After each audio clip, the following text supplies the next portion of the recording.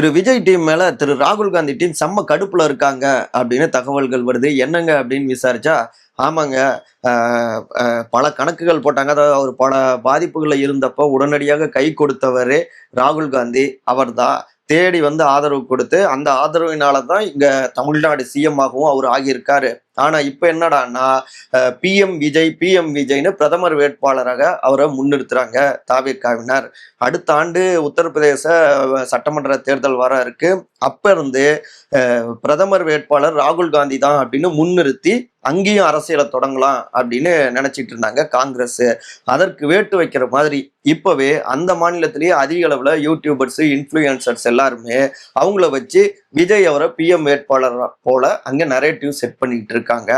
இது டெல்லி கைத்தரப்ப ரொம்ப கடுப்பாக்கிடுச்சு. அதன் தொடர்ச்சியாக தான் இங்க திரு மாணிக்கம் தாகூர் அவர் மூலமாக ஒரு கவுண்டர் கொடுக்க சொல்ல, அவருமே நாங்க மட்டும் இல்லைன்னா அன்னைக்கு உங்களுடைய கதையே முடிச்சிருப்பாரு திரு அமித்ஷா. நாங்க தான் கை கொடுத்து காப்பாத்தணும் அப்படின்னு பேசியிருக்காரு அப்படிங்கிறாங்க இந்த பின்னணிகளை அறிந்த கதர் சட்டையினர். இன்னும் நிறைய தகவல்கள் இருக்கு. இந்த லிங்கை கிளிக் பண்ணி பாருங்க.